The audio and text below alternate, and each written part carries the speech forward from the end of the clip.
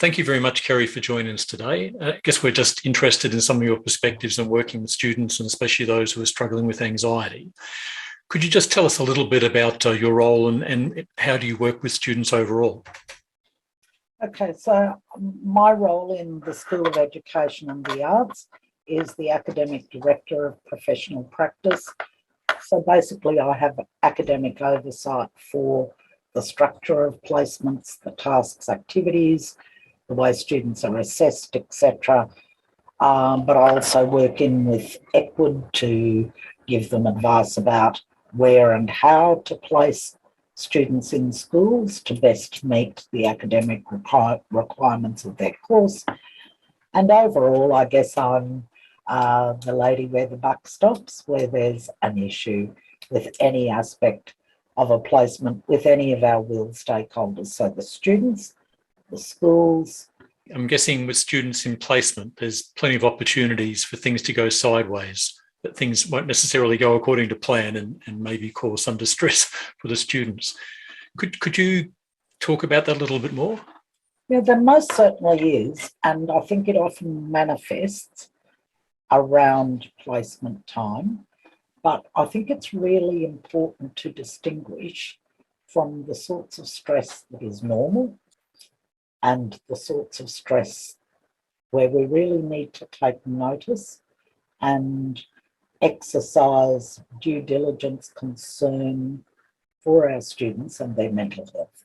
So your normal stress, normal anxiety levels can act as a type of adrenaline, I guess, that make sure that you present well, that you're prepared, that you're really making sure you understand what's expected of you. And I think in that instance, we have a vital role to ensure students know what to expect. They've got clear instructions. They know how to do that. So the preparation for that, they know how to do the tasks and activities that are going to be required of them. And that can reduce the stress levels. How do you know when that anxiety is maybe exceeding the helpful? Absolutely. Where do you know I need to step in here and do something for the student? One of the big problems is students actually revealing that to us.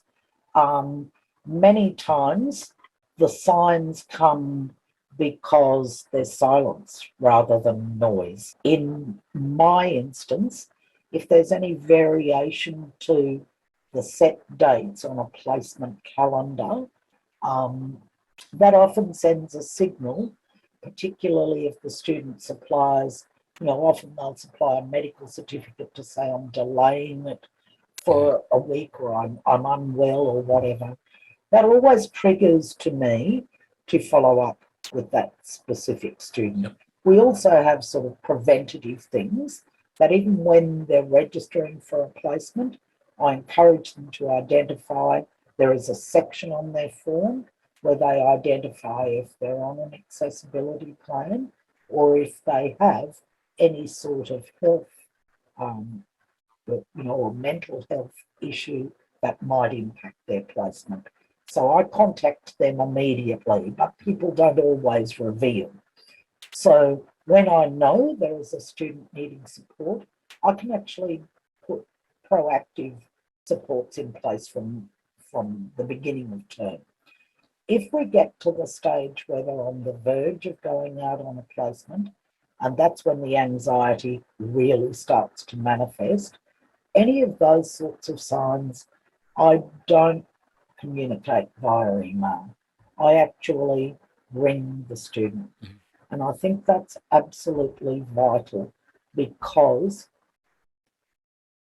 they actually refer to it as it's so good to talk to someone face to face, even though I might be talking to them on a phone where I can't see them. They feel that it's face to face. And they're sort of triggers to me. And repetitive emails, if you get one after the other, and there is a certain thread that can always be discerned in the information that a student gives you. Very often, the impact of unusual anxiety, not the sort that I said that I feel is sort of important for personal preparation, particularly entering a professional arena. The unusual or worrying types of anxiety often tend to get students to use those sorts of avoidance tactics in the first instance, rather than seek help. The second thing that they often manifest with is an inability to break down what seems a big task. So they'll talk about a 2-week placement rather than day one and what I need to do. So they're kind of reflecting that it's overwhelming. They can't get a handle on it. And so it becomes almost, it's not an apathy, it really is an inability to get started on a task. There doesn't seem to be any way to chip away or make this obstacle more manageable. The other thing that I find is difficult for them is to actually make a decision that's in their best interests, either for the progression of their course of study or for their own mental health and well-being. And so they're all the sorts of things that sometimes make it difficult to identify who these students are. And you can be misled a little because they can seem very busy, but they're busy at unproductive things. So, for example, I have seen students present to me with, well, let's make a start on this, and they'll come with, folders decorated and plastic sleeves all in order and photocopied bits of paper and notes that are written but then rewritten the next day. So it always looks like they're doing something, but what they're doing is not productive in that vital step forward. And I guess anxiety can impair a person's judgment and impair their ability to organise, to kind of see what they need to do next. And then, of course, that snowballs and it becomes overwhelming even more so. Absolutely. And I think it really manifests in a placement context because our students go into noisy, busy, often unruly places, classrooms. So there's kids there making noise, and what I do find is they tend to internalise anything that doesn't go right to being their fault. They're very aware that they're being assessed or being judged. And so when students don't stay on task, it often results in the sort of frustration that's then evident in their voice. Kids become aware, you're irritated with me, because they tend to adopt an aggressive stance, their pitch rises, and so all of the things that are fundamental to actually performing well in their placement are actually challenged because of their own anxiety.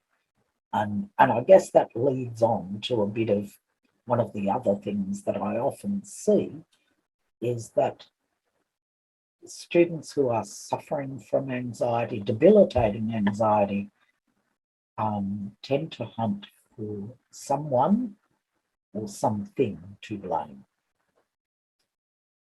They tend to, so in a classroom, these students just won't do what they're told. So it isn't that, I haven't relaxed and interacted with them. So, or that there is no way to resolve this. They just won't listen. So a bit of learned helplessness, if you like. Kerry, you mentioned before how if you believe or you feel like a student is wrestling with anxiety and they're just being, they're stuck, that you give them a phone call. What sort of things do you say? How do you kind of broach it with them? I just say, to begin with, I'm ringing to check in on you. Because when I received your email, I felt it was better that, if I had the chance to talk to you, we might be able to sort something out. So I simply start like that, because I do worry as well, because I actually think anxiety tends to blur the way you respond to feedback as well. It's a bit like, the blame game, but it's always feedback is taken as though I'm a failure. I knew I wouldn't be able to do this, that type of thing. So, and similar thing happens with the lack of personal, even tone of voice, even giving them time. And as I said, I really feel that students are reluctant to come forward. They feel like a failure in the first place, so they won't often volunteer to tell you until the 11th hour that, hey, I'm having trouble here.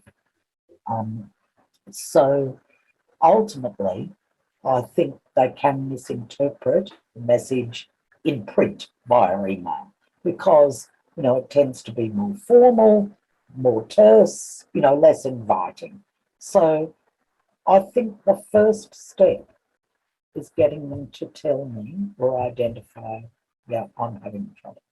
There is a need to connect with somebody, and you've got to make that effort to connect with them. So actually, simply saying, well, let's have a talk about the possibilities, but if you need to direct them towards a CQ Uni Cares scholarship or some sort of support, but some tangible, practical way they can see a way forward,